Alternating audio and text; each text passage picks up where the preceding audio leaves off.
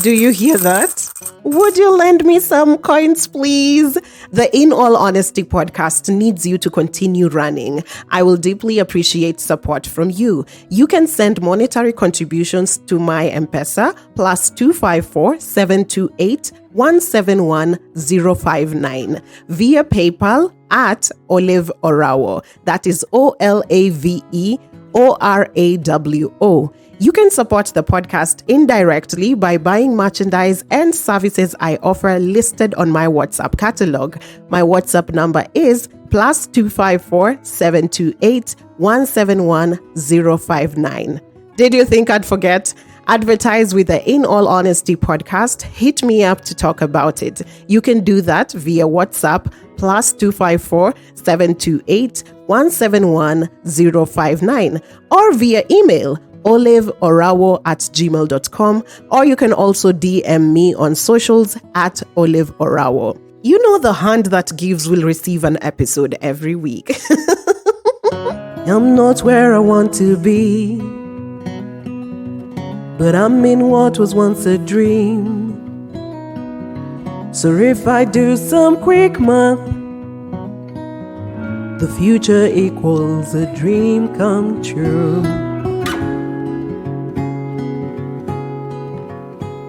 Since 1992, In All Honesty, a podcast by OLAVEORAWO. Hello and welcome to another episode of the In All Honesty podcast. My fabulous name is OLAVEORAWO, and this episode is being shot at the Trio Media Studios in Lavington, Nairobi, Kenya. They have such a beautiful, cozy space. Their rates are very, very affordable. And if you are a podcaster or you're just starting in this space, I would highly encourage you to record at Trio Media Studios. Tell them Olive of In All Honesty podcast told you to come. Huh? But anyway, today we are discussing femicide, and in studio with me are two beautiful guests. I know them as content creators, but they can go ahead and introduce themselves. Today I have Lydia and Wesley. We can start with you, with Lydia. Vile unataka kujulikana. Hi guys, my name is Lydia Wanjiru, and I'm sorry my voice is a bit husky because I have a flu. It's okay. I'm a digital creator on Instagram, TikTok, and also a YouTuber. And I'm honored to be here. Thank you for coming. You're welcome. And we love your YouTube. We'll plug our content here. Asanteni sana. All right, Wesley. The only man in the room. Tell us. So my name is Wesley Jeff. I am a content creator as well. Storyteller on TikTok. Politician by night. Lawyer in training. Many things. But today I'm here as a content creator and a storyteller. So Okay. yeah, pleasure. Politician by night. What is done in darkness shall one day Come to the light, eh? Amen. We can't wait to see. Hopefully not. Thank you so much for coming. So today we are discussing a heavy topic, and actually this episode is being shot on the day when we were running the End Femicide March. Women have turned out in numbers in town, and allies have also been there, and we appreciate everyone who showed up and showed out for women.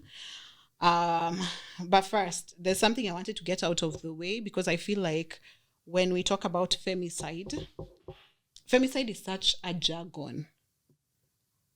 What do we understand by femicide, just in your own personal way? Anyone can. Okay, I can go first. What I understand with femicide is the intentional killing of women for them just because they're just women. Yeah. There's no because they did ABCD. It's just the intentional killing of women because they exist as women. If it was a man, they wouldn't have. No, been if you killed for the thing. if you have a penis, you can't face femicide. If you have a vagina, you face femicide. So it's just being a woman. Simple. Yeah. So for me, I think femicide is more like violence perpetrated on women that leads to death as a result of female unique problems.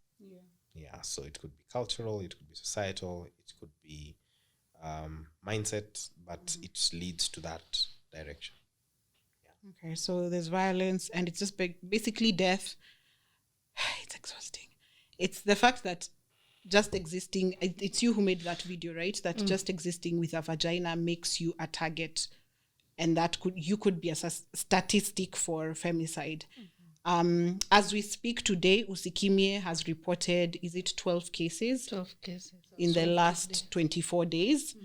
And you've just given us an update, so that makes it 13 from an hour ago, which is, you don't know what to do with such information. Like every time you sit, you're scared of going on social media because there will be a new case. And well, that's why we are here today, to just get a perspective of what femicide looks like in Kenya. We want more people on this side. And honestly, for me, I want more men as allies, because I usually feel like when the voice of privilege is on your side, it just sort of propels the direction better. Yeah, it feels like there's a better force behind it. But anyway, I asked people on my socials, how are they generally feeling? This is a femicide edition, and those are some of the thoughts that I'll be going through. And in real time, we'll just then discuss some of the pointers that they've put here. What is coming to your mind, how you want to address that thing. And let's just talk. And yeah, hopefully we'll get more people on the bandwagon to just end femicide. So the first person here says, I feel bored. Can you imagine my boyfriend hasn't said anything regarding this femicide issue? I don't know if that's a good or bad thing. Wow. The man in the house, have you? The boyfriend's shoe. Like, let me just say, it's a hard conversation generally. And it's harder for men who cannot relate to men who can perpetrate violence on women. Like, I made a video on my TikTok asking, by saying, because the people who address this issue, like I understand validly, there's a lot of pain and emotiveness around the issue for valid reasons, right? But there is a consistency of saying, men, you need to stop. Men, stop killing women. So when that message reaches my ear, or a guy like me who would not even think of, leave alone killing a woman, even hitting a woman, I wonder, what's the correlation between me who can't do that and this man who can? It's either this man is similar to me or I am similar to him in some way. And the only commonality between us is that we share male genitalia. And it's a hard conversation to have from the male side, because anything you say, even sometimes valid, can be taken so out of context. You understand? So to this lady whose boyfriend is not saying anything, one, it could be because I know if this was on a public comment section, we know generally what we expect from Kenyans to say, right? Definitely. You'll hear a lot of the babes would say, maybe your boyfriend is an apologist. Yes. You know? And an enabler. Yeah. Because it's not a secret that I've heard women say, we all know, amongst our circles, we all know a woman who has been assaulted. But men say they don't know men who assault women. Which, thinking of it, at first I thought it was an unfair statement, but it's true. I don't know a man who has assaulted a woman. I don't know anyone in my circle who has assaulted a woman, because I don't think that is something you bring to the boys' code and tell us, hey, nilienda nikafanyia huyu msichana hivyo. That's not something you come and bring to the boys. But there is a perception that when we are having these male conversations amongst ourselves, that this is something that we can excuse. You understand? I'm telling you, leave alone even something as horrid as that, right? Men, now this is out of context. If men are messing with someone they are not proud of the guys group to see, they will not bring her up. So how do you explain that a man who has done something so horrid would come and talk to that? It's so sometimes silence does not mean enabling or apologism. It just means maybe this guy does not know what to say that could make this situation any better than the situation it is right now. So maybe his silence does not do much, but I see a perspective where maybe he has nothing to say. I don't know. What's your thought, Lydia? For me, silence means either you are an alias or an alibi. You're supporting it in one way or another if you don't want to talk about it.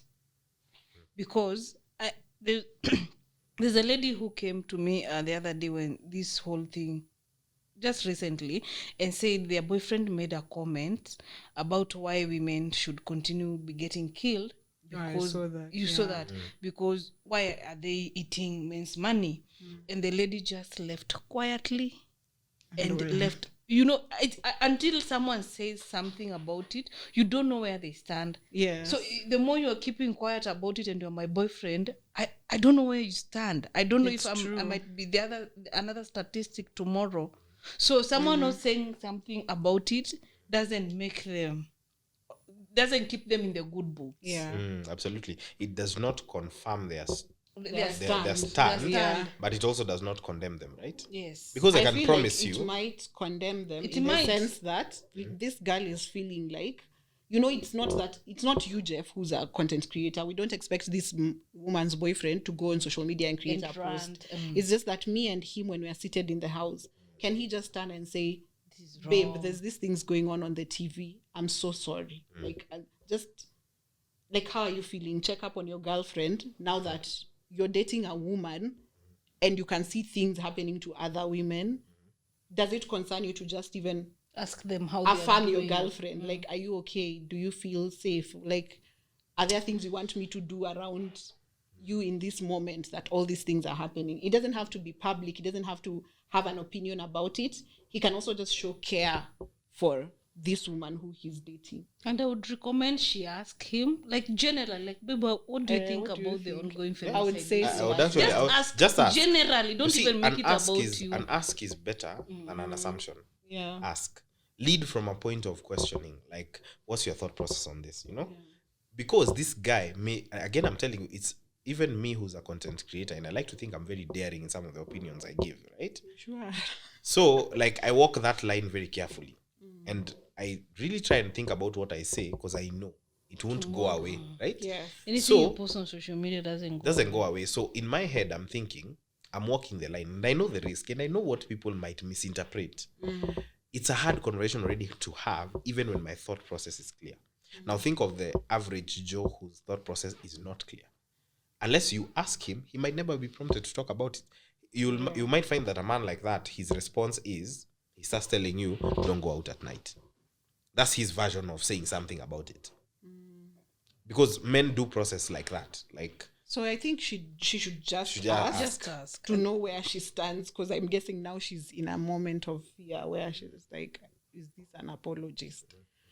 So the next person here says, I'm feeling angry at pick-me's and organized religion. So do you feel like religion has played part in what we're experiencing right now? in what way? Like, in their non-silence, in their non-participation? I personally would say because of how it was ingrained into us to stay, and that divorce should never ever be an occurrence. Also, now this is in the context of people who are dating or in commitment. In commitment and long term. And even you see some of the things we are seeing, some of the very disgusting comments we are seeing where it's like it's prostitution because it's sex before marriage or sex outside marriage. All those things are set by religion. So do you think religion has played part in setting up? In a way, yes, and in a way, no, because we have come to an era of social media and civilization and westernization where I don't think at this point in time, people can be shamed because of having sex. And that is why when someone goes on social media and says, oh, women should stop prostitution so that they stop getting killed, I'm like, who are women having sex with? And then it is, you cannot base a killing on a moral value. You know, if you decide you want to have sex today, Olive, nobody should ask you why. It's your body, you are an adult, you know, it's about you and God, how you answer to God that you decided to have sex before marriage. Yeah. Or outside marriage, yeah. So I feel like the church has kept quiet. So it's supporting on keeping quiet in a way that even if the Bible says ABCD, or even if the religion said ABCD, also all these reasons does not warrant someone getting killed. Having a life taken away because of prostitution. We see even in the Bible, there was this prostitute who went ahead and touched Jesus' lobe or something. Robe. Was it the hem of Jesus? That one was the one bleeding for 12 years. There was a prostitute who wanted to be stoned. And Jesus asked, if you have never committed a sin, be the first one to cast, a stone. So it means like some things, let's leave them on people's moral values and not as a reason why someone should get killed. So I think the church is quiet just as our politicians for reasons. Nowadays again, religion has become politics. It's not nowadays, but it has existed. Now it's blowing. As a politician, the church is almost the best place to campaign. It's almost the best, but that's a whole different issue. What I think about the church, I think the church could do more. We said organized religion, so okay, let's talk about we're all Christians. Organized religion, yeah. Personally, I'm a Christian, so I think it cuts across. See, our society is formed of deficiencies. People who go to any institution are looking to cure a certain deficiency. Whether it's school, it's a knowledge deficiency. If it's hospital, it's a health deficiency. Now, if it's organized religion, then it's a spiritual deficiency. Now, I think the church could do more in the sense that there is always a presumed downward relationship in religion. Like I'm listening to you. So I think the church could play a bigger role in trying to prevent these issues, because as much as it's not all men who do these issues, it's still men who do these issues. You understand? So in a group of 100 boys, you don't know which one might decide to become one of those, based off different circumstances, right? So if the church could talk to these boys and start inculcating those mentalities of non-violence, aggression approach towards women, then because I think prevention is better than cure. True. You never know what percentage of prevention you are giving by just talking to a lot of people. So I think they could do more. Personally, I just think they could do more. Right now, where they are at, I don't know why, because there's not much talk from the political or the church, the religion side. So maybe they could just do more on that. Yeah, they could probably just speak out. A lot of times, I think the problem we're having with people, even today, Pasaris getting kicked out of the march, was that you didn't speak. You've been quiet. Yeah, people just needed you to talk. Like if the church is quiet, it says something because you're a voice of authority in the society. She also says angry at pick-me's. I guess pick-me's are the women who are supporting the narrative that's going around that women deserve to die for whatever it is that they were doing. I would like to remind you that you are a woman and you'll soon be in that case. And I'm sorry. And when we say pick-me's, we overlook at it sometimes, because a pick-me can literally put you in trouble. Yes, they can. Those ladies in friends group that would rather impress boys in the group by bringing their friend along and making sure she's intoxicated enough for the boys in the group to take advantage of her. Those are pick-me. They are setting the prey for the friends. Boys, and it's a dangerous kind of pick-me's. For me, I see those kinds of ladies as pimps rather than pick-me's, because but they want to impress the boys, because how are they a pimp gets paid? If you have and we'll get to the payment part, because there is definitely evidence online, right? But here's what I think on pick-me's. I do agree there are women who want to appeal to the male demographic, right? At the expense of other women. To the extent of saying outlandish things. A good example is a podcaster called Just Pearly Things. When I started listening to Just Pearly Things, she used to have some very solid points in terms of how men associate with women and the challenges that men go through. But soon after, she started saying a lot of outlandish stuff like women should not vote, women should not be in leadership positions. If you don't know, I guess by this reaction, you don't know who Just Pearly Things is, right? Please do not go look for her. I will advise you, don't. Because she will trigger you. So I stopped listening to her because I thought as much as I do like when a woman speaks for the other side at some point, just like you would like a man to speak for this side, I thought she wasn't adding value because she started saying outlanding things. But also there's a risk of when women speak for the other side, they are called pick-me's automatically. Because we'll get to the different context of the conversation that we're having a bit of it off air in terms of this whole prostitution tag, like you're going to Airbnb to chase guys with money. We'll get to that. And you'll see just by speaking for it, how you can automatically be branded as a pick-me, you understand? So we have to be very careful on how we contextualize these issues, because a pick-me will say, you're dying because of your own fault. That's a pick-me. Understand? Yeah. But a woman saying you need to be caution above the caution you already take, because I don't think women are careless. There's some things, and we'll get to it, about male privilege, about on this issue, that I know women are careful, but you can never negate extra caution. Understand? So women, when they say that, they are automatically branded pick-me's. Men, when we say that, we're automatically called enablers, chauvinists, misogynists, and all the other names that come with it. I think there's a whole spectrum, and to every cause, someone will join and become an extremist or will take advantage of the cause. So that's what we are struggling with. But another person here says cutting people off because it's getting scary out here. So I'm guessing it's related to the first one, where the girl was also like, my boyfriend is not talking. Someone else says most men are thinly disguised as misogynists. And this, I guess, has come out also recently.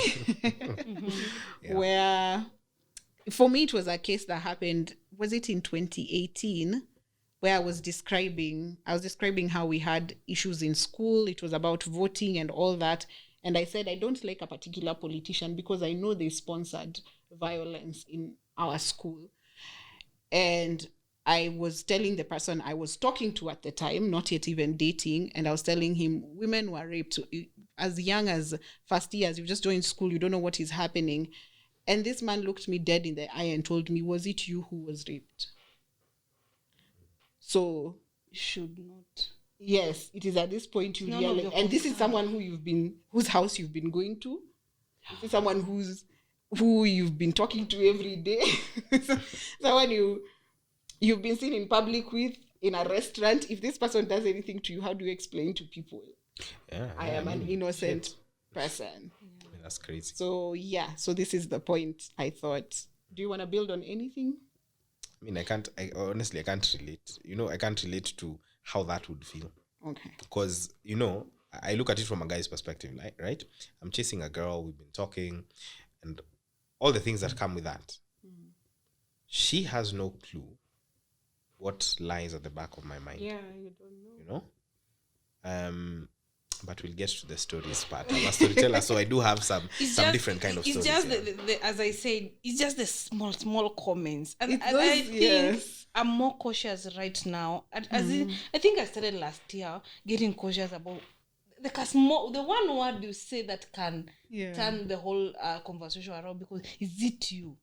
So it shouldn't be none of my Why business, are you angry? or it shouldn't be like an issue. Because that's why I tell women, listen to what these men are saying. Stop using emotions. Just listen to the words they are using. That's when you know where you lie with this person. Because you see, that saved you from. Yes. From there, did you proceed? Like maybe no. Like after I walked, you see, like that woman who said she walked away peacefully. Yes, I left the house very quietly. I was like, bye, see ya. And then you cut. But this is one of the reasons why men are ghosted. You're wondering. Most women will be like, anyway, by the way, it wasn't me who was raped, so what the heck. But now you will hear he has raped someone somewhere, and then you'll be like, he's your man. Yeah. Because I was having a conversation this week, before the end of this week, on my Instagram, and we were talking about church boys, the things church boys have done. And I came to realize we are not ready even for that conversation, because the number of women that have sired with these, priests, should have these Muslim have a conversation around. We should do that. Church girls and church boys. It's a lot. Oh my and goodness. they're hiding under my religion. goodness. Yes. It's a whole other animal. It's something like it's small things, and here you're like, oops. Yes. Yeah. And it's all, the church is so protected. Like, even right now, you have to tell your parents about the church. Uko usiguze. So, yeah. Someone else here says, I'm sorry for the femicide victims. The most recent incidents have exposed what has been going on. I guess that one is just putting out love. I think it's sick that it's been downplayed and the victims blamed for not being safe enough. So I think that's the safety. That's the safety conversation. Okay, that's I a don't great. know The if you are moment we supposed. dress, have you ever dressed when you're dressing in the morning to go out in public? You just look at it. Ama, this dress is too short. Ama, this blouse is showing cleavage. Ama, I want to walk in a particular street. Ama, what time will I be stop coming dating. back? Because if I'm coming back past, let's say 7 p.m., Yeah. 8 p.m., then I'll be on a short dress. Now it will be at night. I might be a victim. Like, women, we are always thinking about our We are safety. thinking so So I don't know much. which other safety we are supposed to take. Like, You even have to, like, or on the days, you even have clothes for Uber and clothes for Matatu. exactly. There are clothes you don't wear on a Matatu. True. There are clothes you don't True. And that's why people get surprised why the Wazungus, the white people, they wear anything they want, It's any funny. day they want. It's funny because anywhere I've they also want. found myself in a variation of the same situation. Maybe you're going out with a girl and you tell her, if you're wearing that dress, take an Uber. Imagine. Me. Because you're Because already I know, cautious. because I'm thinking to myself, not every guy is me. And let me be honest, right? If you want to see women in Nairobi, just go to archives and look at women. Dressed how they want in their own fashions and styles. But a guy like me will look at that, and even if you like what you see, you just be quiet and be like, she looks good, that's it, you know? But there are not people like that. The reason why I'd tell her, don't wear that in a matatu, is because I know not every guy is me or guys who think like me. There's somebody who will be tempted to say something out loud, and you don't know how much they might take that. Which I think, from a male perspective, I acknowledge the male privilege there. Because for me, and this is an example I give all the time on my life, I usually say, mimi naweza toka kwa nyumba yangu niingie matatu. And the only person who will talk to me between my place of my start point of my journey to my end point of my journey is the makanga asking me for money. Like, fake wapi. Nobody else will talk to me. That is not the same for women. I make it as a joke in terms of how much attention you guys get from guys, right? I usually say the caretaker will smile at you, the movie guy out there will smile at you. When you stand there on the stage, those guys who wakujaza mat watakusimamisha wakwambia madam sijui nini, like, you'll always get constant. The one you sit next to. Yeah, So like, you can't for have me, the quiet point time. the point I'm trying to raise in that point is, when do you pick out genuine men who want, like, when do you see the effort is genuine? So in reverse, that also shows a version of male privilege. Because there are some things I don't have to worry Like my about. Uber driver, the one I've come with right now to here. Yeah. He's dressed in a short, the beach short. Beach the short. flower, and in a vest. And He's it's a living his Saturday. best life. No one. Yeah, nobody, and it's too like, short, like for it's me, up to here. for me as a guy, I don't ever have to think about that. You understand? don't. But And then it, if I was the one, or if it was an Uber lady driver, Yeah. dressed like that. I mean, Yeah, like, We have have all these opinions. why she's That's dressed why- that's like why- that. and She's you operating, see, she's not professional. I don't for know. me, I So think much. that is now where the societal structure of ours defines who we are. You understand? I constantly get the conversation of double standards in society, right? And because this conversation is more about women-centric issues, we'll not talk about the male double standards. But for me, I usually see double standards tell you clearly that you are a woman and this is a man. Because as a result of just dressing, you see it clearly. I don't get to think about my dressing, you get to think about your dressing. So in terms of safety, because this is one of the most dangerous lines to walk as a man, even if you mean well, when you talk about safety, one, the automatic response from someone who is, like, passionately talking about the issue is you're blaming those people, which I'm not. That's usually the first thing. Or rather, I'll speak for my part as a content creator, right? And I know I speak for a certain group of people who listen to me, right? So when you talk about regards to safety, I see it as you can never have enough safety above from whatever you're doing. I don't know what else you could do, but I'm just saying you could never be too careful in any situation. And I give a relative example like this. Assume you're walking in town at 2 a.m., right? and you have your handbag and your phone inside. If you take out your phone, that doesn't automatically mean you want your phone to get stolen, right? It just means you've taken out your phone. But by taking out the phone, you've significantly increased the chances of something or someone spotting that you have a phone, right? Now, does that again mean that you deserve your phone stolen from you? No. Second thing, even if you did not remove your phone, it's within your you've hidden it, right? And someone goes out of their way to come and strangle you, akupigengeta na achukue simu. You see, what that means is this person is a thief. Yeah. You understand? That person has gone out of their way to hurt you. And past that, you cannot be held responsible for not being careful. You understand? That's exactly what I try to push in terms of safety. Because one day I will have a daughter, right? And I wish to God I could tell her, do what you want. The society will protect you. But even now, Lydia, as you say, you take enough precautions as is. If you had a kid that's a chick and you had a kid that's a boy, you're not going to bring them up the same way. Because you know. So, and that's the paradox of our society, right? We want it to be so free, but it really is not. So it's gotten to a point where we want to normalize safety, take more precaution. What about the thief? Yeah. Like, catch the thieves first. Start catching the thieves so that it sends out a message to the other thieves. You can't keep saying, just keep protecting yourself. What will I do if I'm killed in my own house? I've been killed in my own house where I call my own home, where I pay my own bills. What more precaution did you want me to take? Like, where was I supposed? I enter the house and chimber the ground and get, like, where? What more am I to do? And for me, the way I see it in that situation is exactly the point I make right after that, right? You see, right now, as she's rightly put it, there are different contexts of how women end up losing their lives, right? There is the whole prostitution angle, and then there's the whole... But the statistics as of yesterday said 70% of the femicide cases have been done by the husbands and absolutely, like people that women know. It's not a whole stranger you've met. So for me, I'm saying, like let's say we've talked about the statistics. Right now is 13 ladies who've lost their lives in January, right?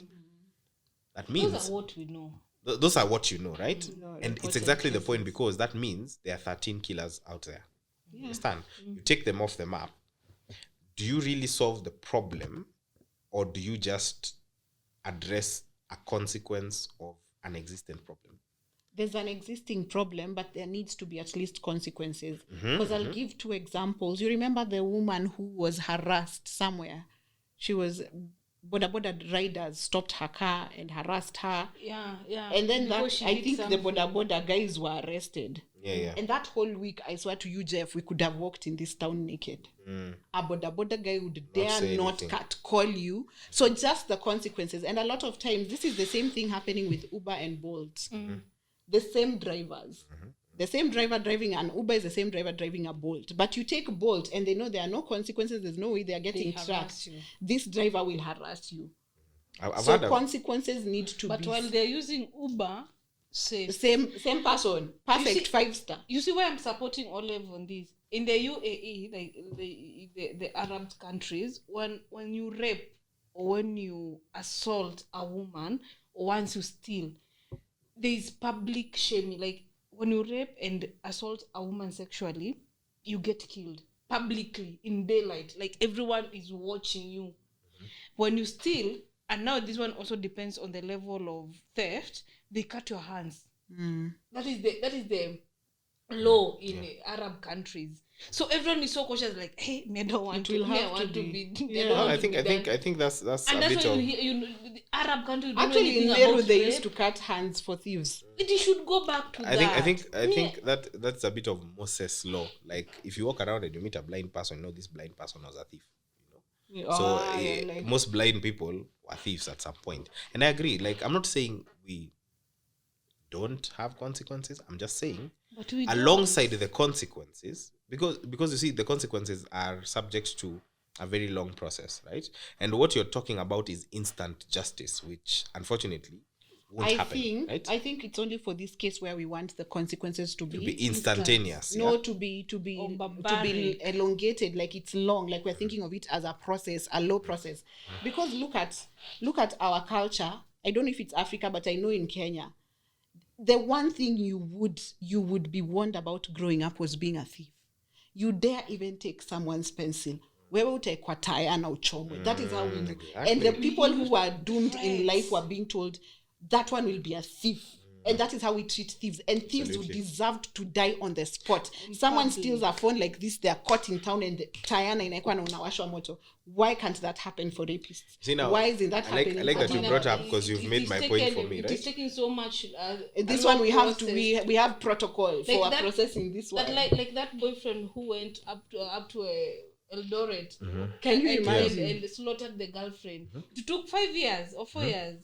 Took a while. To imagine, and they that's when we have process. And a thief right now, a thief for chicken. Chicken is Let me tell you. I like that you made my point for me because that's what I was about to say. Like alongside the consequences, think of how those consequences have been developed. It's a societal thing. You see, like what you've talked about. Because for me, the way I look at it, right, we've had issues of women losing their lives at different periods of time. Right, there was a lady who got thrown from 4th floor. Yeah. There was the lady called Velvin, and then there was a lady who got hacked by her boyfriend in Eldoret. Those cases are not 2 years ago. They were much earlier, right? Now we're having a different conversation that has been permeated in 1 month. For me, I usually see it like, if we continue to address these ladies as statistics, right? What we are doing is we are creating a situation where we are buying time till the next statistics. I like what you said because what you've done is you've shown that you can institutionalize a correction mindset. You understand? So, amesema, you are taught, ukiiba utaekwa taya. Now, and you could see it. Everyone has grown up in a situation where you've seen how a thief has been dealt with. You understand? So even thieves, even when you see these reform channels and thieves talk, they enter knowing siku moja utapatana na justice ya mob. You understand? So it's an institutionalism kind of thing. Like I think the solution, which is what I usually say, let's not solve the poisoned water question. Let's solve the poisoned tank. Because it's the tank that is poisoned. It's not the water. Okay, Lydia, today if you take that water and you just umwage, so you may survive. That means, for purposes of this context, you have a great man who would never hurt you. Understand? But that does nothing to the 3 women next to you who might have boyfriends who make those comments. You understand? That's why I'm saying, if we look at it from that perspective where we think of how do we correct this issue moving forward, these cases will go down based off mindset. It takes time. Political leaders should have spoken. They are quiet. Now it has been left for the common man. This is where our political, because who are going to pass these laws in the parliament? Nikisimama kura mnaona aje? Simama kwanza we see when will be like fatalities utokea the match when we are paying hefty taxes walipwe mshahara and they are quiet. It's like haya. Scared shitless. I'm feeling scared shitless. I am even scared to take walks. Same. All the women right now are just feeling, and right, I don't know if it's happening with you, Lydia. There's this, I was talking to my friend Shiro and I was telling her,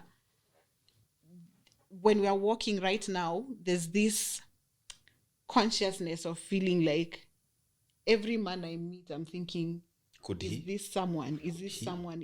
How is this person? Like you're walking on the streets and you're thinking, am I brushing shoulders with murderers? And it's so emotionally draining. It is draining. And even you're living your life like in doubt. You no longer know the people you surround yourself with. And even it's draining. For me, I've just told you maybe before we started shooting, I feel emotionally drained. And I think that's what the reason why one of the reasons why I'm sick. Because there was a day I sat in my house, I cried. You asking me why I was crying? I don't know. Because it's women, and then the comments, the utterances on social media about women, tutawaua, why are you eating men's money? Like, where are we running to? These are the brothers we live with, these are your fathers, these are the boyfriends we are dating. And you don't know if someone, even when they come and tell you like, no, it's okay, it's doing, you don't even know. People speak one thing and the actions are different. Even when we listen to these men, like the ones that we are near, that we live with maybe, or we are related to, you don't even know what they are capable of doing, leave alone what they are saying. That's the problem. It's draining. It's how you grew up with your brothers and your fathers and your uncles, and now that you've grown up, you start realizing they were wife bataras. You start realizing they have 700 women. Yes, you're just like, some uncles. Wait, these people that we see on the news are related to us. Exactly. So it's that moment of, that's where the helplessness comes from. Where that's you're when just you like, start realizing, kumbe, my father is a violent man. He beat my mom too. You don't. It is so much for us right now. It's so, you start even to look at yourself. It's not even on social media like, I saw my father beating my mom. Yes. And then my uncle was one day accused of raping someone. Some of us have been raped by our own uncles. Our very own it was uncles, covered up by the family members. And sometimes some people have said they have been raped by their cousins, their brothers. And when your mom found out, she told you, go and change. Why are you walking like that? Yes. Familia. You that's when you realize you harbor these people in your homes. Yeah. So as Jeff was saying, it will take a while. Take from, like, when you see some of the placards we had today was, do not don't, what is it called, like, train your boys, train your sons, don't tell your girls to be careful. Like, it starts from a very young age. I feel what we're seeing right now is a lot of men who thought they had power over women. That's how we were raised. At least where I grew up, men were just vibing. They were just chilling. Women were supposed to serve men. Whether it's food, whether it's clothes to be washed, whether they could be your age mates. But you are doing these things for them. Yes, those are boys. Boys go sit outside. The teenagers. They play. Yeah, they play. Teenagers, I don't know, do what. The older men sit and drink. You women are working around the cotton plantation. But my question is this. Are we as women willing to understand that these are to call, if the more we are talking about these, and if we want to start dealing with the issue from the root cause, are we willing to accept that it is starting from our homes? Are we willing to accept? I hope that we are that's starting, a hard conversation. That's a hard conversation like from to our have. brothers, from our cousins to our fathers. It's there. Because the same way we call people deadbeat. Your brother at home is not providing for the child. He left his wife and the child and he's back and his mother. But you're not addressing this one at home. No, nobody's addressing him. That's why I'm saying, like I said, if you had the very thing I said off air and even somewhere within this conversation, I said we have a societal decay. Yes, it will. Like, have to be. And if we don't look at, if we stop looking at things as statistics, today it's whiny, right? Tomorrow it will be another girl that we don't even know. If we address them as statistic, like women who've lost their lives, what we're doing is just delaying a problem that's going to happen again and we'll be outraged again. Another thing, you see these conversations that what she's talked about, every time the family institutions gets eroded, things go wrong on so many levels. People don't even realize they've had toxic upbringing until they are grown up. Yeah. And you're understanding now, I have children and I have become exactly like the mother I didn't like. Didn't want. So it's the same thing you're talking about, give right? My children the father that I ran away from. Exactly. So there's a lot of unlearning in order to fix that reference of the poisoned tank I was talking about. Because if you don't do that, now we just address individual problems and we think they're isolated cases. Ni venye saizi imefanyika so close together that people are seeing this is not even normal. I think there is that societal decay. But I've not had even one family come and say that is our son. And you know, amejificha hapa. Can you do that? Ningumu. Because son. Even in families, like you've rightly put it, uncles, cousins have assaulted people. You found that men, there's a lot of things, and I don't want to make it, I am really avoiding bringing a male comparison to this conversation, but just allow me to make this one, right? You'll walk around with men here. I had a foundation for men's mental health, and my co-founder was a woman. And men would come and talk about their issues and tell me we won't speak in front of her. And then a man comes and tells you, I was sodomized by my uncle when I was young. You see, I'm not trying to like compare these situations, right? I'm just telling you that conversation about family decay and moral decay is so heavy. Yeah, it's heavier than even the femicide conversation we're having now, because the femicide is a product of that. A product of, understand? Yeah. So I'm thinking, like, what you're saying, valid, but people are not ready for that conversation, I promise you. We better be. We will make them. We will make noise until they just we stand just and start listen. the conversation. You'll have to listen. I don't know. Because these are the root cause of why we are here. Yeah. Femicide. Yeah. Because where has it? How does someone get the guts to even kill someone? Yeah. Someone says exhausted. Trust me, all of us. Someone else says the men who are justifying the murder of the late Waeni and Starlet are potential abusers, if not murderers themselves. Society has rationalized violence towards women in the name of teaching submission. So there's the aspect of submission. I hate the word submission so much. But someone else says, whatever is going on needs to stop. I am bitter about women who feel that we are exaggerating. Yes, there has come up cases of women who are saying, okay, so one video where a woman was saying, oh, sijui a media person has gone and reported this and reported where, and now all of you are up in arms that this is happening. I'm just like, but one case is too many. So you have to speak up for it. But there are people who feel like we are exaggerating.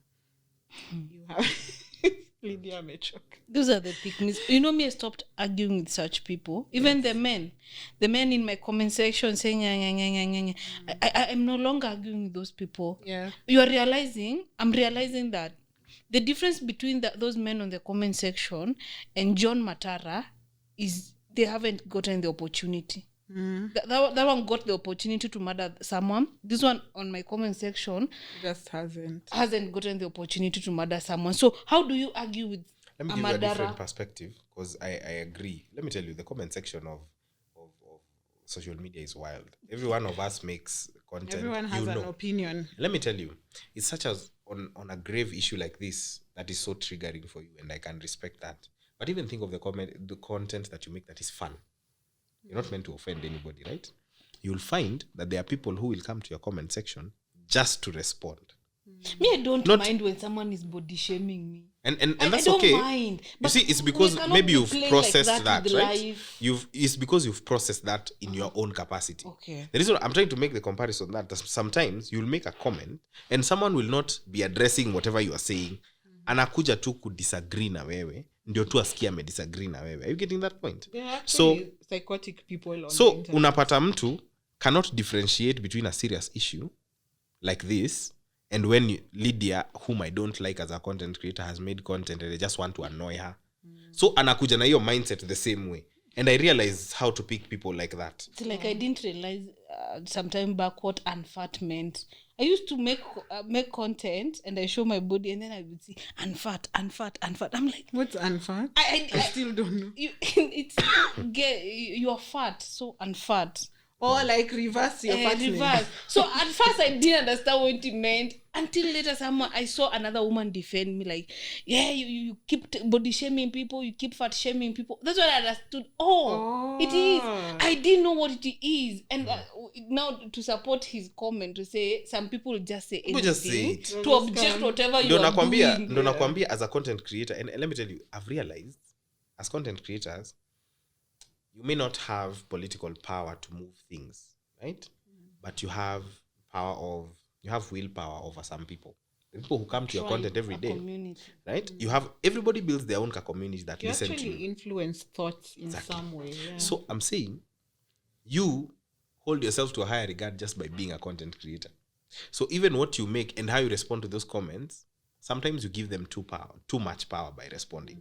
You see, like that person, you will find that I found, and this is a warning I give to content creators like me. I was walking somewhere in town for work errand, right? I get into somewhere and someone stops me, says, "Hi, Wes." And I'm like, "Hi." I look at this person. I may meet her so familiarly, but I'm sure I've never seen you a place in my life. Yeah. Tells me, "Oh, I love your content very much, blah, blah, blah." Nikamwambia, okay, because I do have good memory. Nikamuliza, what's your username? Akaniambia __ something. Nikamwambia, okay, cool. Nice to meet you. Mimi, baadaye, after nimekaa tu, nimetulia, yeah, by the way, let me check out that account. Angalia __ something. Tell me why I found it's the exact same lady at some point in time. She had gone on a 10-comment rant abusing me for an opinion I had. But now we've met. She's saying what? She likes your content. So I'm telling you, somebody will just trigger you. Somebody okay, I said I've used a coil for 7 years. I was just telling women, instead of this P2, it's killing you. It's healthy. It's so risky to use a P2. And they went on Facebook and talked about how one day I'll come here on social media. Now I'm bragging about having a 7-year-old coil, and one day I'll come on social media.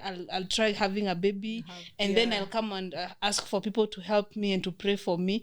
Funny enough, when that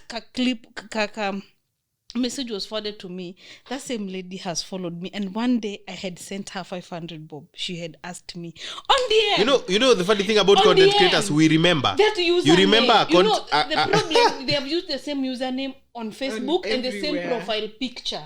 So the same person on my DM, and I DM'd her. I said, "Is this you?" She said, "No, you know my phone. My husband had done it." Someone has hacked her phone. She said her husband had done what with her phone. I told her it's okay, and I blocked her. This person I sent to her 500, she was saying her husband is not providing, they are going to sleep hungry with the child. I had 500 bob I sent to her, and I was like, guy, it's always the people that are on your DMs. Oh yeah, that's why I'm telling you. Sometimes even in an issue that is as serious as this, as a content creator, you need to look at your comments, see the valid ones and address those ones. Otherwise, those same people who are triggering you are the same one who you will make, like now that person was not seeing that you are trying to make the point that you'd rather use a coil than a P2. Right? It's a simple enough point. Now, huyu mtu kwa sababu just wants to respond to you has gone and made it an issue of childbearing. That's not your responsibility. Come back suffering and asking people to pray for me. But people they probably don't even they just hate you. Me, I don't know. Humans. But that's why I always support this narrative of women hate. It's always your fellow women. They've been anyway. We've been over time taught what is it called? Our misogyny is internalized even for women, because sometimes you even feel people upholding very dangerous notions towards women are women. People themselves. Get keeping security. Women are women. It's your mothers and your aunties. It's actually your mothers who will give you up for your mothers and your aunties. Yeah. I made the content yesterday. I was saying there was a lady who was talking about how she's dated a big fish, right? Yeah. And I was saying this big fish called the mother and gave the mother money and had a relationship with the mother. And I said hapa hata ukijaribu kuambia mamako unatoka atakwambia ni shida gani uko nayo. Ni kwa sababu umempata na mwanamke mwingine. Clothes on your back. Kuna kitu umekosa.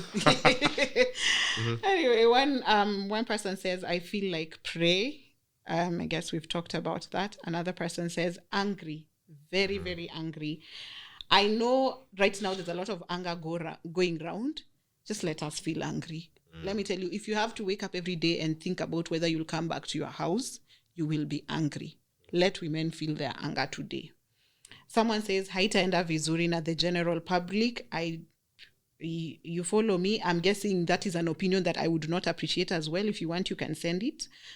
Someone says, sad and low-key scared. Nobody really knows when they'll be next and who'll be the one to harm them. So that one we've talked about as well. That is my current scare. That's my current... I feel like I'm living in this horrid state of mind, like... Who? Jeff? Nikago? Like that's how you don't know about the people around you. Yes. Yeah, that's I think every woman can attest to that. Yeah. Anyway. Is there something you want to? So So I had sometimes people send me emails, so that's what I'm going to read. It's a long one, but I feel like it encompassed a lot of things, and I feel like it addresses the root. So we'll get just your thoughts on this after I've read it out. So Laura says, "Hello, Olive. The goings on are petrifying, to say the least, but are nothing but a true reflection of the society we live in. There's always been a bias and double standard when it comes to treatment and perception of women. While not as prevalent now, most couples have always preferred to have male children who they held in high regard and treated their female children as second-class citizens under the same roof. In these very homes, gender-based violence reigned, with fictitious and questionable allegations that often led to women being beaten black and blue. Workspaces and male-dominated industries have always been difficult for women to navigate, not because they aren't qualified, but their qualifications are always looked at through a different lens and their deliverables judged differently. We live in a harshly patriarchal society. Women have always had it rough, but have triumphed nonetheless. The world is in transition, and women can now see through all the lies they've been fed about their own femininity all along. There's been a lot of learning and unlearning. This has led to the rise of woke woman, and this is a perceived threat to masculinity. For it only when everything is broken down and everything can be seen clearly, men have always gotten away with most evils. We've even been led to believe that male infidelity is acceptable and it should just be tolerated. That homes are only stable when men earn more than women, and that women are to blame for absolutely everything. That in fact is the genesis of the victim blaming we see case after case. You are damned if you do, damned if you don't. And while no the word is a complete sentence, it's received with so much bitterness. We need each other. We shouldn't be in unhealthy competition with each other. Until the root cause is addressed and we learn to see each other as human beings first instead of different genders, the problem will persist. I don't believe there is much more that women can do that they aren't already doing. Just treat others as you would like to be treated. Also, I think life is also difficult for the good man. There's so much antagonism towards him, bullying and belittling, especially by other men. Maybe that's part of the problem and can be a whole other topic on its own. My sympathies to anyone who has experienced any evils simply for existing as the gender they are. May you find peace and healing. Yours truly, Laura. Patriarchy. Yeah. I think men, since we were born, men have been conditioned to thinking that if a woman slightly goes above you, you stop existing as a man or you stop being recognized as a man. It's patriarchy. They think by disrespecting a woman, it makes you stay on the number one position in the society. And I don't know why, because careers boom, homes boom with women, careers are booming because women are taking up spaces. I think, why can't we just coexist? Let me weigh in on that, right? You know, the thing about our society is that we're not honest with ourselves at all. For starters, large amounts of the African societies, even if you look into history, were not patriarchal. Like, the patriarchy is a concept put on us by the West. The woman's position was very clear in African society.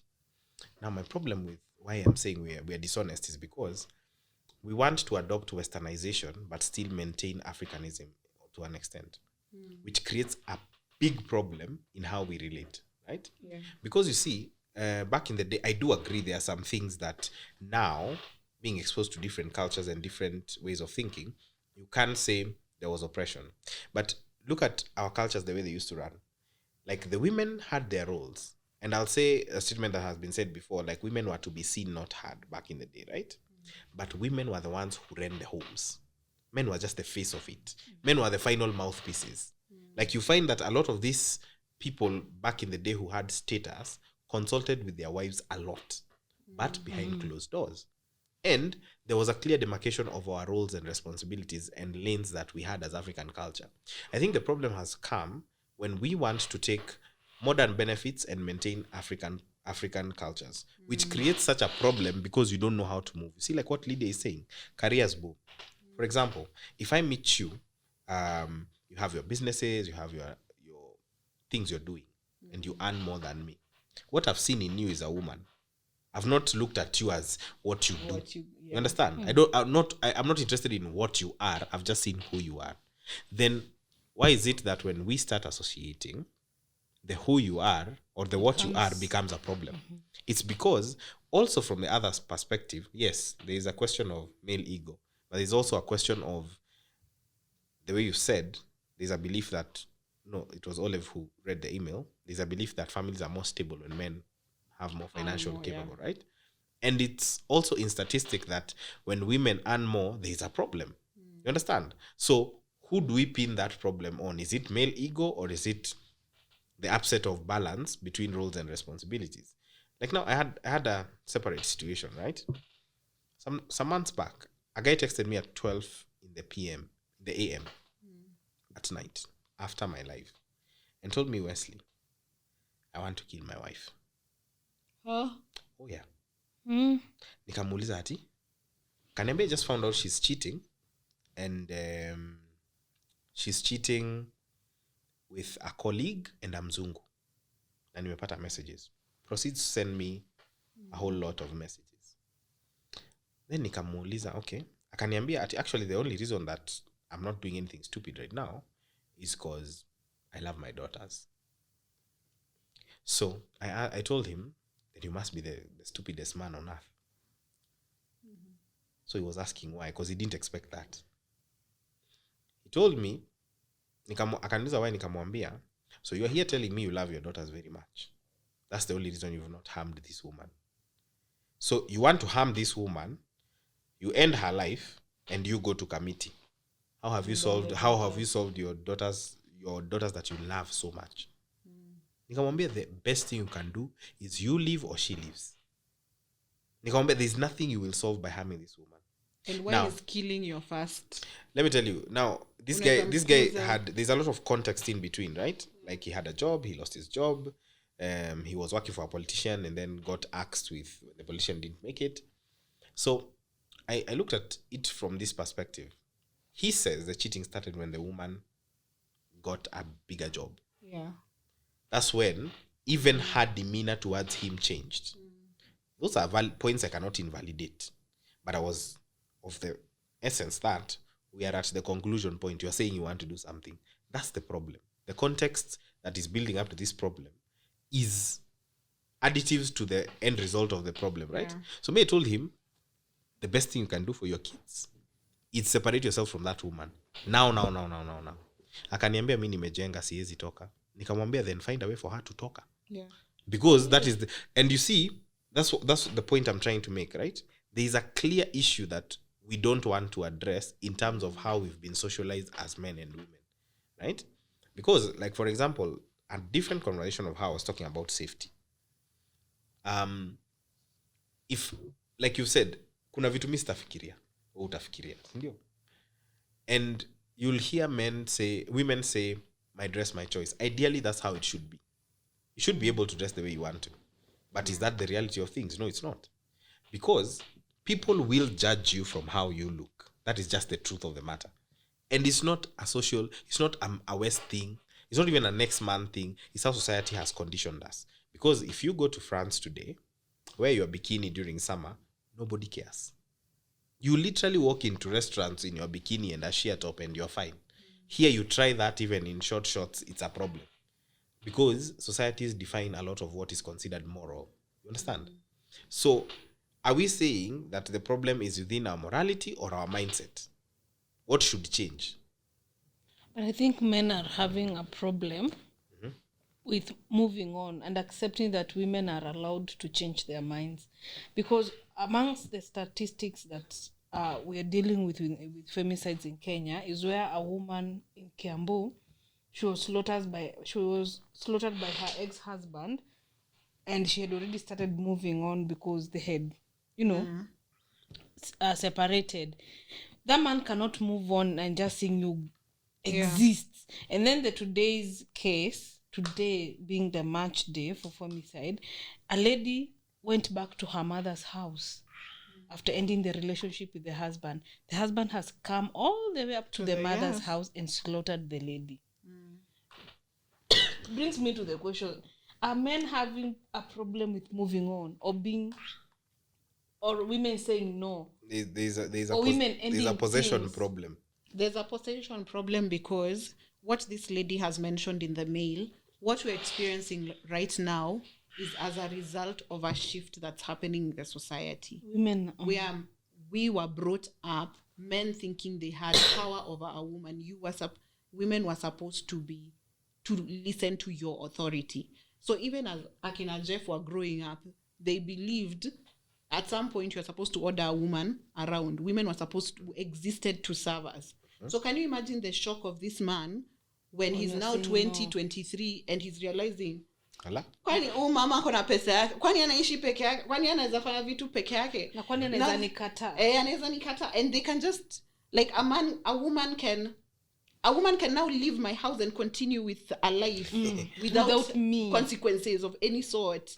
So that shift is happening right now, where I think men are just being angry in the sense that women have options and that hasn't existed. And I think it's happening very fast, because I think for women to start accessing, was it loans, access to banks, things like buying those assets, was as recently as 80s and 90s. So you can imagine in these few years, in these 30, 40 years, all of a sudden, women were supposed to listen to, we were supposed to puppeteer them with money. And now all these things can't work, and they're just in a source of confusion, a state of confusion. And that's so profound, because, you see, it's what I was saying. People who pass on cultures to us don't tell us that this culture was built off a different context. Because you see, they might not know as well. They might not know as well, right? Because if we're being honest, back in the day, a woman's life led up to marriage.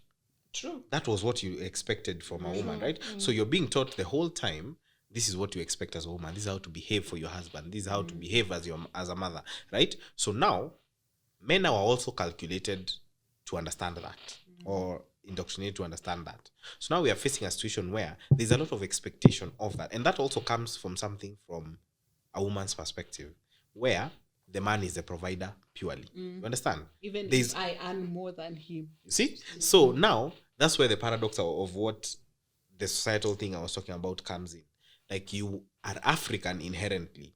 You identify with African cultures, but you adopt modernism. Ndio maana unasikia, Lydia, you're dating me, you earn more than me, but you're still looking at me in terms of, I don't earn more than you, so I am less of a man compared to the man who earns more than you. You understand? And those paradoxes happen crossway. But to my point of possession is a problem, I'll say something, and this might get me cooked. I once in the course of a relationship, I bought a chick I was dating then a wig that was above 40,000, and I wouldn't say that I had that money, but I just bought her that wig. Yeah, I felt like she deserved it at the time. Now, am I with that woman still today? No. She went across her perspective, her life. We were sharing about her life, and the possession problem I mean is, when we got done, I did not think of those things as things that were supposed to return a return on investment.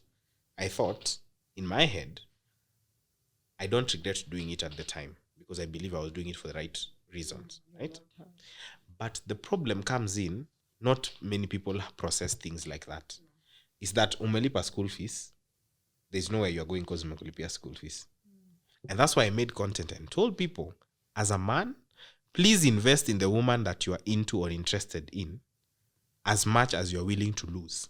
Also, think of it as, if you're going to give her 20,000, yeah, or the 26,000 or 1 million shillings, think of this 1 million shillings as money you would be okay throwing in the river. And I'm not saying women are not a good investment. I'm saying your investment does not directly tie to her loyalty. Loaning But money. let When me- you Yeah, loan it's the money, same. be ready to loan money that if I'm giving Lydia money, it's money That that I'm you're sure willing if to you don't lose. pay back, You're willing to it's lose. fine. Iko sawa. And that's why my question goes like, are men having a problem with taking no's? Like they don't understand what a no is. You Yes. can invest on me, and all these investments you're doing on me, you're hoping in one way or another I might accept you for the long term.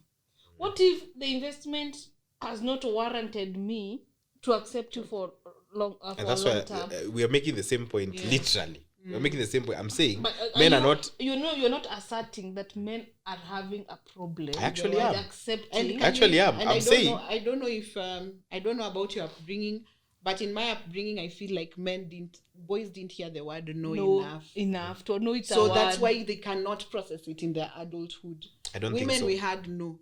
I don't think so. No, No, you Me, cannot I do feel that. like You cannot sit me, I like feel that. like men, You cannot say like that. You cannot boys talk in to our men like that. were out there doing whatever. They'd come back at whatever time. That I can't process where I was growing up, where I felt like there was no constantly from being when men were being addressed. When I think it's a different perspective. And that varies from case to case, because I believe men have their own barriers. It may not come in the form of a no, but it comes in the form of other things. Like growing up as a young boy, we may not hear like what you're saying. You've given like very relatable examples. Haufai kukaa hivyo. Wasichana hawavaangi hivi. You understand? As we didn't get that.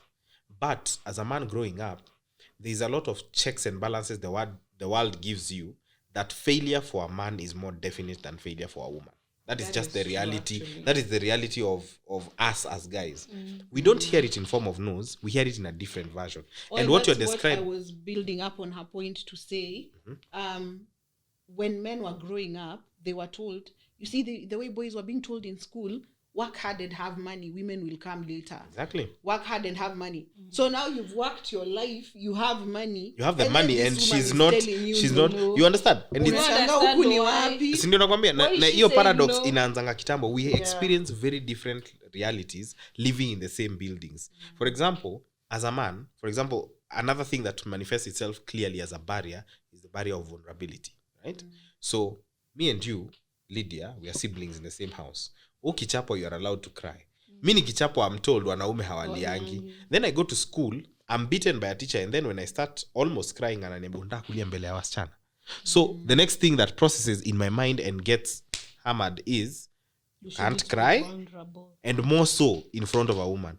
So we hear no's in very different situations. That's why I'm saying the thing that men are not accepting is your investment now does not tie in. But what kind of investment? No, I'm saying Pizzas whatever and it is. KFCs. No, I'm saying. Let's go back to Femicide issue. No. What investment Si have ndio you nasema done? whatever Only, wewe what investment huyu wa have you video ya done? jana, huyu wa video ya jana, I want you to quote for me what he said. Alisema nini? Leave Huyu wa alone, video ya before I Jivanji. come to him, there was a Tunawanunulia? lady, I want you to say it clearly. Tunawanunulia nini? pizza, alafu mnatuambia. Mna whatever, but alisema pizza ni how much, Lydia? The most expensive pizza I've seen is 1,600. Ndo nakwambia, in huge rate, like to at you, Cafe Java. ndo nakwambia, I've to you seen you that. might take it as pizza KFC. To that man it's investment. That's why I'm saying you can't trivialize it if it is harming you inherently. But now let's go back then to courtship. How is a man supposed to court me to accept me, for me to accept to date him? How does courtship even work? How It's does just it us talking?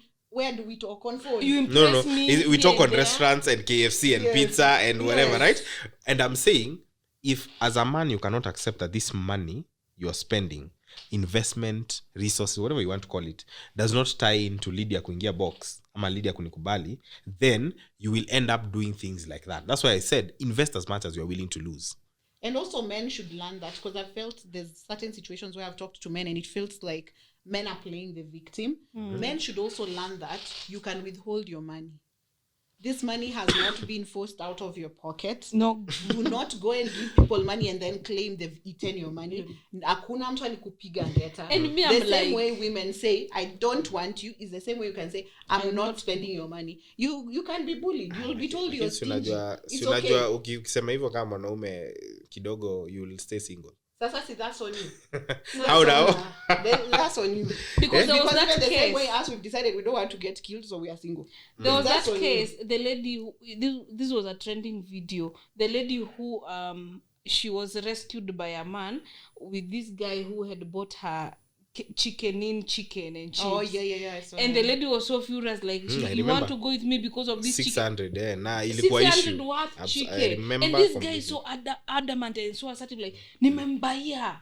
So for me, I usually say, don't trivialize what you think is not investment. Because if we are talking about you getting harmed, if it's for as little as 600, then you cannot Then think can about we it. go around and say that, like, men, stop using money to get women, so that women won't eat your money and refuse, and your investment refuse to return. and like, let's say in the case of that woman who had eaten fries worth 600. Once this man said, I want you now that you've eaten my money, if this woman would have given this man the 600 back, What would have happened? Would she have been left? So no, that's why I was saying that now goes back to the man. You understand? Ukirudishiwa sasa alafu. Ale ukisharudishwa hiyo pesa yako sasa. So umesema nimekula 20k, ndio 20k basi. But it's always the trivial money of 600 bucks. Yeah. Because I know, you know me, I've worked in restaurants for 7 years. I've seen men invest in women millions, cars, Mercedes, boutiques, cosmetic shops, buying them houses, and at the end of the day, 2 years, 3 years later, they split up. And the man goes on with his life. I don't think a man who has invested money that is worth being called money will be here ranting about his money being eaten. No, And if this is the case, let me tell should we you. bring up cases of women who've literally sponsored men? In this Nairobi, men are looking clean out here. Because of their women. Bank accounts have been written. You know, this is content They that have this this is content that Lydia has made. So you're preaching to the choir. Full shiny beard, the shoes are, you know, They're looking scrambled. Yeah. And But- it is a woman behind all that, and we're like, oh God, that And these man. women get left. These women get And we left, count and you our pick losses up and and- you move. Me, I've paid rent. I've paid school fees for my boyfriend, for my boyfriend's sister. I've given. Why blacked- didn't you? Let me ask you a question. Why didn't you act out when they left? Why didn't you kill anybody? I counted my go there. losses. It was a part of investment. If the investment refused to return, you count your losses. men are acting Now, like isn't that the point? Hey, Now, do a tantrum isn't because that the someone- point I was making? I was saying, No, I'm not you, saying you. I'm saying men now. These men Now, who are killing and ranting about their money being eaten. If we women were supposed to sit here and start speaking Kila about mtu aseme how we have story invested yake. in women, in men, It's- and even call on mention the men and put their pictures on social media. Why would you want to dox? Why would you not want to dox these guys? Olive, these men would not have anywhere to hide. We have literally fed that's some fine. of you. Me, I came across my ex some time back, and he was still with the outfit that I bought him. 2 years later, you still have that t-shirt and jeans. 2 years later, you still have Here's that the t-shirt point. and jeans. Here's the point, Lydia. I'm saying the only reason you are so okay cutting your losses is because you understood. kuanika kwa Is because you social media. understood that this investment did not pay out. Yeah, You can understand? you imagine? That's why nilisema kama mwanaume invest only what you are willing What to you're willing lose. to lose, yeah. And it's as simple as a point as it is. Like, And don't if you're go going to spending buy on a me woman. KFC or pizza, can you make it clear I'm buying you pizza because I want Ndo to have sex nikupeleke- with you later, nikupeleke- so that ni disagree ama ni agree before you invest, because some are coming in the name of a relationship, like there were any case. So she was chatting with this guy on Instagram, and they started like a relationship. The guy was in a hurry to leave. I don't know, he was saying he's going outside the country. So the lady was like, I've just started the relationship, let's just meet. I get to meet the person before he leaves the country. You see, that's a relationship. How do we blame her for going to meet the man No, that she's in a relationship with? They're coming, these guys, in a relationship. How will I know? What we can't do is blame a woman for losing her life. That Yes, one we makes cannot. zero sense. No, my issue is Even to the people most who of are. these men are coming disguised in a relationship. And most of the femicide cases we're talking about, probably 10 of the 12, are women who've been killed by their own spouses in the house they lived with this spouse. So even if we it's go a into disagreement thing. Yeah, so even if we go into, oh, Sijui, you ate money, that is like one case. It's cases here and there. The problem is that women are dying in spaces that they consider their own and their safe spaces with people who they've known for years. Because if you want to keep saying prostitution, the women who've died are wives of people. Even if you wanted to say it's fornication, some of them are married. Let's call them commitments. Yeah. Because you see, when you start talking about marriage, it becomes complicated. But a commitment is where people have decided, one or the other, we are with each other. You understand? It makes it more easier. So what I like about Lydia is that she's a content creator. And like at some point I was saying, as content creators, we also shape a lot of opinions for some people, right? Yeah. People will literally question their morality using your opinion.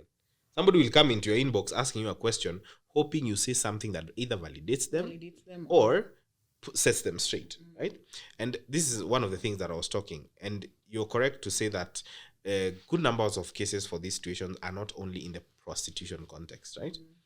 But speaking of that prostitution context, the way I usually look at it is like, we cannot shy away from it. You understand? If you shy away from talking about it, then it's like sweeping things under the rug. And I'll give you an example. You see, for example, Lydia, there was a point you said in your content, don't date broke men, right? No, I didn't. So that's the hook of the video. The hook of the video was that, right? No. Don't date jobless. Okay, jobless men. That is how people. I'm very keen with my words. That's how people take things out of context. Don't date a jobless man. And you see, even broke, in the get broke sometimes. in the broke is lack of money. You could be waiting for your jobless is lack of job to earn money. Yeah, broke is exactly. relative. And you see, for me, it's different, right? Yeah. So my point is, even in the explain of that video, the context you set it was like, don't wanawake wasijekele a certain burden with jobless men, right? You see, a jobless man is a broke man. Like, you can't separate those two. No, some say, money, what if he's earning this amount? What if I'm not talking about whatever he's earning. I'm just saying if he's leave in the context all. alone. I want to draw an example from your content, someone right? who is not earning at all, like at all. Hey, let me tell you. Ni sawa. Now, the example I'm trying to draw is this, right? There's a girl somewhere who's exploring her options, right? And listens to Lydia Wanjiro, who's a content creator I watch. So that affirms her. The way we were just having that conversation, the way this guy came to Jivanji and said, as a result of pizza, we will do this to you. That has affirmed someone somewhere who has been duped by a lady or a mekuliwa fair to go do something. Content creators and people who speak opinions on the internet affirm people's inner thoughts without knowing. And the reason why I bring that up is because this prostitution context of women losing their life in the prostitution context is built off a money conversation. Now, what is that girl who is looking at that content thinking, by the way, Lydia, you are right. I won't date a jobless or broke man. However she interprets it, right? Then the person who she's talking to postures as a person with money. You see, there is a leaning to that towards that man. You understand? There was a posturer. Yeah. You understand? Anajifanya akona do, ana attract mwanamke anajua akona do. So money attracts money, right? Then you're telling this girl that I am okay to lean more on the guy who has money. So by virtue of stuff like that, and I'm not saying your content was the root cause, right? Kuna watu wengine who are more extreme than you. I know you see the conversations around sprinkle, right? And you see how people take those certain bits and pieces of those content and radicalize them to mean. Yeah. And they call them dusties and brokies. So they are names for them, right? Yes. So you're saying that it's okay for me to put myself in a compromising situation. Now, that this is what this person is thinking. Provided mtu akona pesa na atani treat, unamlead in that point. Ndio maana nasemanga saa ingine, even us as social content creators, because our content is purely based off social issues, right? Sure. There is a certain responsibility. That's why I keep on emphasizing. Wewe ukijua uko na kadem mahali umekaweka, unakalipia rent. Wewe jua hiyo investment ya miezi 10, if it's 7,000 umelipa 70,000. On month 8 akisema hakutaki, assume hiyo pesa ulipea charity ama ulitupa kwa choo ikaingia. You understand? And that's basically the responsibility we carry as content creators.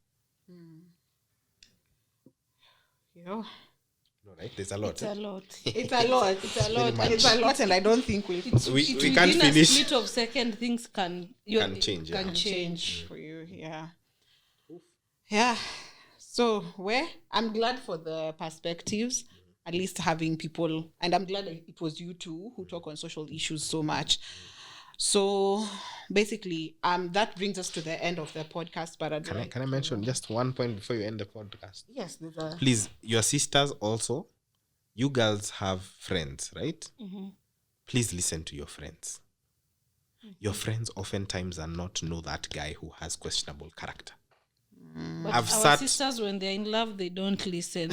They are, I've sat with women. love is blind, Even it's not and even love. nowadays I was it's shocked. dead. Let me tell you, I was shocked that a lady is telling me that she was at a job somewhere and this guy who they were working for is known. There are questions of woman battery. There are questions of he has sexual assault issues hanging around him. But anaambiwa na marafiki zake, don't go. And she still goes. And then the context of this conversation was, I survived. Tulisumbuana usiku mzima, nikalia, nikamdanganya on periods, she survived. Only to hear this guy, the next girl was beaten in her house by this guy. There was one who was dating a priest. And the priest had a history of... this priest was working in a missionary school for girls. And he had a case or a history of assaulting, raping students. But she was so in love. After she finished college, they reunited. They bumped into each other with the priest one time. And the priest is serving, I don't know, like 18 years in jail. But she still feels like, no, this guy...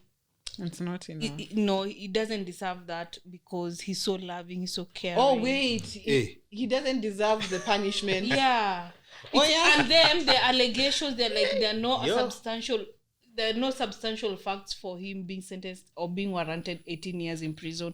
So she feels like they did him bad. They did him dirty. And she's dating a priest. Witchcraft is real. She said she's waiting for him. He's after 18 years. That's why we were saying we talk to our sisters. How do we talk to our sisters? They don't. I'm shocked. Like, you could literally... A priest. You hearing your friends are telling you, don't go to the club with that guy. He spikes people's drink. And you're like, but he's treating me nice. What? No, they say you are jealous. You know when you tell Olive, when you tell your fellow woman, hey, Shiro, okay, that guy, he looks funny to me. The way he talk, ama the way he's... Shiro will be like, Olive, wachewe na unakwangaje. Ama unamtaka. Ama unamtaka. So you would rather like stay away from people's business. Yeah. I hope if you're that person, you don't, even that person who was at Jivanji the other day, I'm hoping he really does not have daughters. If you're those women who don't listen to women, I hope you don't give birth, because you're going to pass this notion to your sons and your daughters. And there's this time, the sprinkle issue, the whatever. And I don't like that lady. I've never said it on social media. Are we ready for Are you ready for that? I've never... A married woman is advising people on how to... I've never even addressed about that sprinkle lady. Let me tell you. She's the one, the way he was saying about the narrative of man with money. What if the man is too old, he's smelling? She says you go drink something become so that blind. You don't see his oldness. I don't like that lady. Content creators can also be con men. No. Con women. No, can we also define what we want to follow? Because I would rather date a broke guy. Let me tell you, and that's why I don't want people to say jobless meant broke. Mm-hmm. I want us to know we are operating with 20,000 monthly. And someone who also has ambition.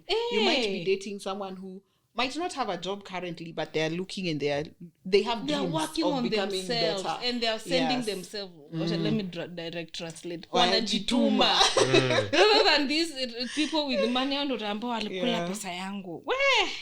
We have to be very careful, and I think we agree that it has to come from unlearning from the time we've been kids.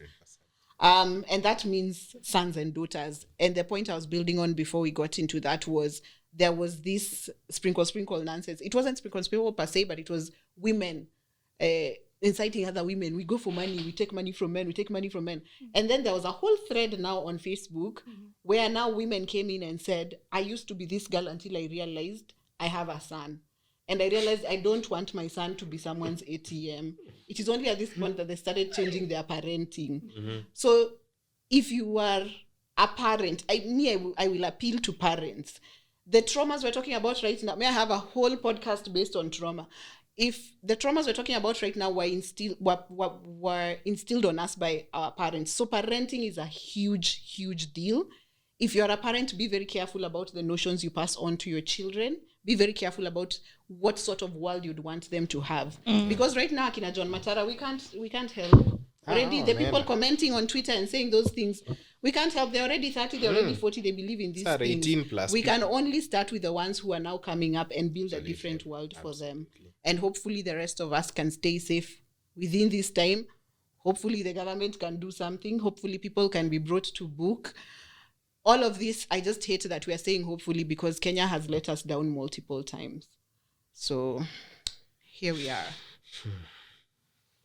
Okay, so that brings us to the end of our episode. Thank you so much, Lydia, for coming. Welcome. Thank you, Wes, for coming. I loved the conversation. I hope this will give you more perspective if you are on the fence, if you're also just thinking, where do I lie as a man? Where does my perspective lie? If you've not affirmed your girlfriend that, or speak on the matter, or just mention that you at least do not support murder, it would be really, really nice. But let's see, we keep fighting another day. We hope to all stay alive one more day to see our dreams come true. But until next time, this is the In All Honesty podcast. My fabulous name is OLAVEORAWO. Bye. Let's talk friendships. How do you navigate friendships? Are you the friend who just doesn't have any friends? And why is that? Are you the person who has a very strong network of friends around you? And how did you get to that? And also, are you the toxic friend, the one people are cutting off? Do you know you are the one who's being cut off? Or are you the one cutting people off? And why are you cutting people off? I feel like we talk a lot about romantic relationships and we tend to sideline friendships when friendships really is what we get to deal with every day. I feel like you get to talk and meet people every day that become your friends, but we've put a lot of concentration on romantic relationships. So next week, we'll be talking about how we navigate friendships. Hopefully, again, we'll have 2 guests in studio. Hopefully a secure one and an anxious, probably avoidant one to give us perspectives. But until then, tell me your stories on how you navigate friendships. You know, you can reach me on all my socials at OLAVEORAWO and on email at olaveorawo@gmail.com. Did I say too many ats? But that's okay. Bye. I'm not where I want to be, but I'm in what was once a dream. So if I do some quick math, the future equals a dream come true.